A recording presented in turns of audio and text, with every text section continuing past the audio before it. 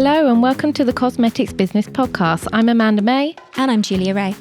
And we are thrilled to once again be joined by Aimee Connolly, founder of Sculpted by Aimee. Welcome, Aimee. How are you? Hello. Thanks for having me back. No, it's great to have you here. Thank you once again for joining us. Shall we get started? Fantastic. Yes, this week we're asking, when do brands start to make money?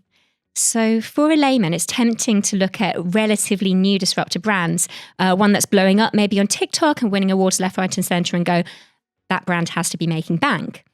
But is this necessarily the case? And I guess Amanda and I, we are women of many talents, but we don't have that hands-on experience of maybe building a brand and of balancing the books around it. But luckily, Aimee, I'm guessing you have. We're on the journey. Yeah, we've been doing it for the last 7 or 8 years. So it is definitely, I think journey is actually the right word. Ups and downs, cash flow being one of them. But it is an interesting tale. So I'm looking forward to chatting more. Fantastic. And of course, when you started out, you were 23, which absolutely blows my mind. I don't even know what I was doing when I was 23. I was probably hungover. Yeah. But first of all, how did you get yourself in a position financially to initially launch? How did that story come about? I was always a teenager / kind of early 20-year-old that loved my own independence. So there's a few things, and everyone's upbringing is always very reflective of kind of what they needed to do at the time. Firstly, I'm absolutely come from a privileged background. The next thing I'm about to say is not at all to take away from that, and I'm very aware of it. But I come from a really small household. It's me and my mom. My mom was definitely impacted by the recession like many others were. You know, we're going back, what? This is a 15 years ago? 2009, yeah. Exactly, the big crash. So no dissimilar to anyone else, but given we were a smaller house, I needed to work part-time. So it was like, this isn't just it would be lovely to build your confidence. It's I kind of need you to get out there because I need you to be able to contribute, but also be a bit more independent yourself. The best thing I ever did, by the way, because it totally built my confidence. I loved making my own money, and that definitely led me to have the confidence to go for the business a few years later. There was a part and parcel impact of like, you need to make your own money. I then became very good at saving. So I was the teenager that wanted my first car. So I took a credit loan, and you'd get your car and you'd pay it back. And I hated that feeling of being in debt. That was probably from seeing my mom go through such hard times as well, that it definitely built up this aversion in me to be in debt. I still actually have that. Oh, that's a good thing. It is. I'd rather that than be like, whoa, it's all good. Let's go rocking.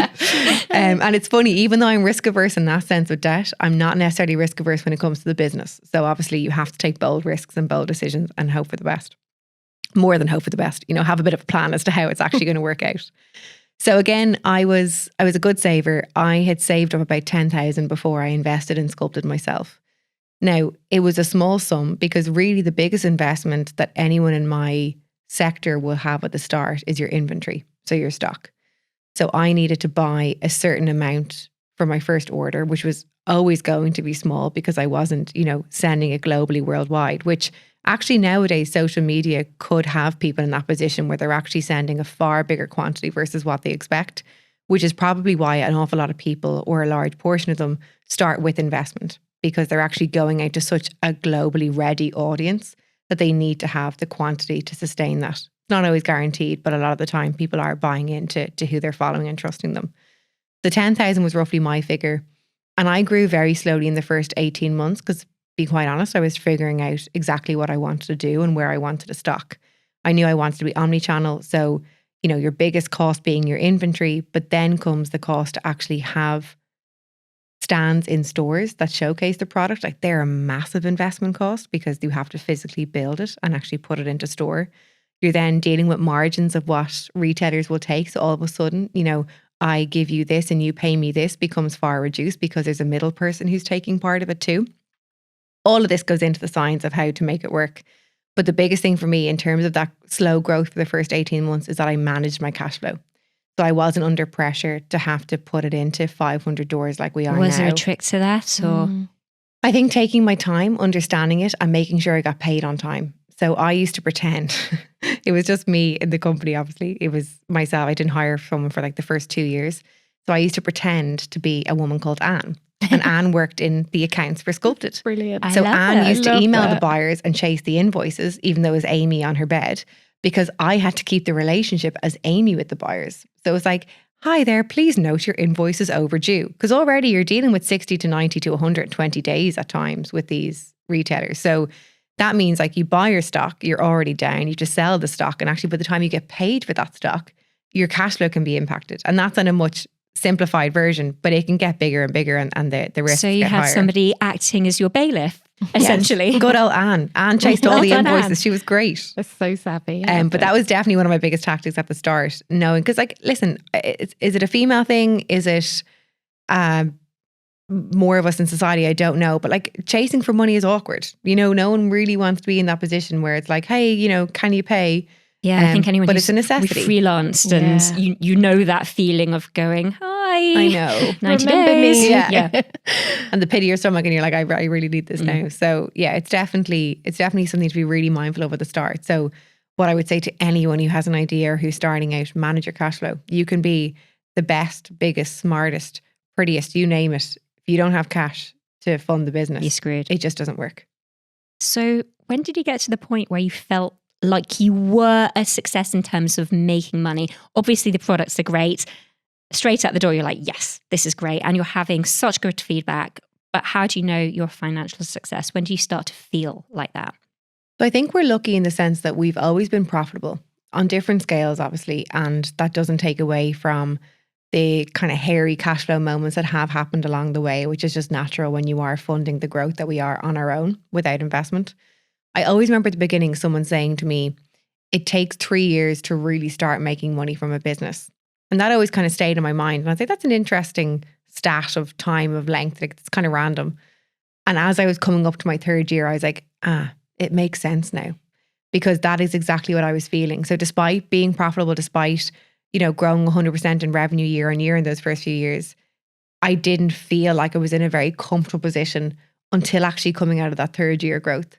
So I don't know what the science is behind it, but I think it's a real thing. And we're now 7 years in and we're facing a whole other 2.0 scale of challenges as we look to globalize now and actually enter new markets. And new markets is an interesting feat because you're basically front loading cash into a market to create awareness before you probably gain it all back in sales.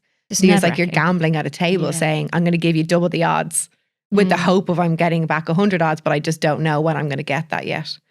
Not that I'm a gambler, I totally made up that language, but it sounded quite it sounded great. Yeah, quite realistic. So that's your next big risk then, I guess, is forward loading for that global expansion then. Yeah, we're constantly in this, you know, toying and froing stage of how big to front load the US. What I will say is there is still huge opportunity, which is so exciting for us in the UK. So we're still in a semi front load stage here too. Yeah. I feel like we'll always be front loading somewhere. I think that's just the nature of growth. But thankfully we have a much more sophisticated system now. Anne has really come up the ranks in finance. So our cash flow is better. Yeah. I guess you must now, 7 years in, get approached by people who are interested in investing or even potentially acquiring. I mean, is there temptation there? Because like you say, I guess sometimes having investment from private firms or some of those conglomerates that obviously have taken small indie brands and scaled them is tempting. But then also on the flip side, there's that worry, I guess, about losing some of the control in that. I mean, do you get approached? Do you ever think about it? Or will it always be completely independent, I guess? Very timely, topical question. In the brain of Aimee and in the world of Sculpted. To your original point, yeah, we're very, very lucky, and I would find it very flattering with the level of outreach that we do get from whether it's VCs, private equity funds, or actually angel investors who just, you know, have made their own money and they're looking to invest in brands because it's a token of faith that they believe in you and what you're doing and they want to be part of the journey. So we are very lucky with those who have come forward to kind of offer them and their wallets to us. It is not something that we have done yet. It is something that I said at the start is very timely in my mind right now because, you know, being really realistic about it, and even to that note of having to front load markets, you don't want to put the business at risk. You also don't want to grow too slowly and you don't want to miss an opportunity. And sometimes you need cash to create opportunities. And I think when I think about the ambitions that I have for this business, and that is to build a legacy global brand, it's big. They're lofty, big goals, and it's a big mountain to climb. And I potentially, and we may need extra cash to fund that. I think the biggest thing for me coming from having self-funded the business to date is the partner that we potentially take investment from, should we do that. It's really important that they are a partner. So it's not just about a check that they're going to write. It's about what have they done for brands in our space before? Do they have the same vision that I do? Like, a lot of people find it quite unusual. For me as a founder, one of the first questions you'll get asked in a business sector is, what's your exit strategy? And I'm like, there's no exit. Like right now, I'm in this. There's so much opportunity and I'm so excited by it. So I'm not sitting here saying in 3 to 5 years, this is great, we get to X and I'm gone. So you also want a partner that's respectful to understand my vision of where I see this brand going and how big I imagine it can be, instead of, you being at a firing line of having to reach a certain target because they're over your head. And I've heard amazing stories of people who have the best partners to date with them who have just been incredulous on how they've really manipulated their growth.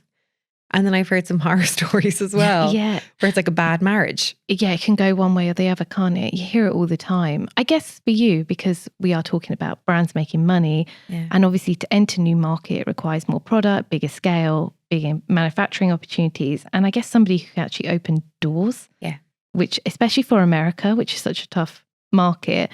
So, I guess for that, as you say, you're thinking about it, but is there like a type of partner that you think would be best for this kind of opportunity? Are there some that you look at more favorably than others? I think anyone that has a background in consumer. I think with the level of fast paced that we are in right now in the beauty sector, any consumer goods sector, anyone that scaled a business 10 or 15 years ago, the rule book has changed. Like, it is changing year on year with either a new social media platform, a new way to advertise. It's just so busy and so exciting, but you want someone who has a bit of schooling on how to get there at the same pace as everything else. That's not to say that like the original marketing tactics don't still exist. I'm a huge fan of them, but I just think you have to have your finger on the pulse of what's really driving this sector and what is the future growth. Particularly when you're looking at different audiences, be it millennials, Gen Zs, alphas, whoever's involved these days, and how they're absorbing information or converting to purchase something. So definitely within consumer is somewhere I'd focus. And ideally, someone who has scaled a startup brand. I think, startups or scale-ups are amazing, but they're chaotic. Like I often say when I'm in recruitment stage, I'm really apologizing to the candidates coming in, being like, just so you know, like, this is mental. It's amazing, but it's mental. You're running that treadmill. Literally, we're on the hamster wheel and you just have to get on it and then just hope for the best. Or we always refer to it as a rocket ship. I love that. It's amazing. But it's such an exciting journey. But you want a partner who's used to the space, who knows the drill, and fingers crossed, who has done it successfully beforehand. And someone who Anne likes as well. Yes. All important. Got to get Anne's approval. Anne's famous. Power behind Anne. Yeah. Fantastic. And to really round up, is there any one piece of advice you'd give maybe the next generation of Aimee Connollys? Don't be afraid to run with your idea. I think there are so many reasons as to why you would write something down on paper and say, I want to do this, and think of all the no's. Sometimes you just need that one yes. Why you start. Don't think that you have to have it all sorted out straight away. Actually, no one has all the answers. The biggest difference between those who are considered entrepreneurs or not is that the entrepreneurs know they don't have the answers, but they're not afraid to go find them, versus the others who say, oh God, I wouldn't know where to start. And so they don't start. And then given we're talking very topically about money, which is what you need in a business to keep it going, if finance, cash flow, funds are not your thing, that's fine. But get support in around you who it is their thing, because it is such a fundamental element to ensure that all your amazing ideas and all your hard work stay being hard work and actually stay in the business to keep it there. Great advice there. Thank you so much, Aimee, for coming on the podcast and sharing all your insights with us. No worries. Thank you so much for having me. Lovely. So Amanda, should we do another Q&A episode next? Yes, I think so. Okay, fab. The Q&A episode will be available to listeners 7 days after this airs. Sounds like a plan? Keep your questions coming. Send us a message on the normal podcast platforms, social media, or email cosmetics@hpcimedia.com. Thank you for listening. I will see you next week. In the meantime, stay up to date with the latest beauty news, trends, and analysis by subscribing to cosmeticsbusiness.com.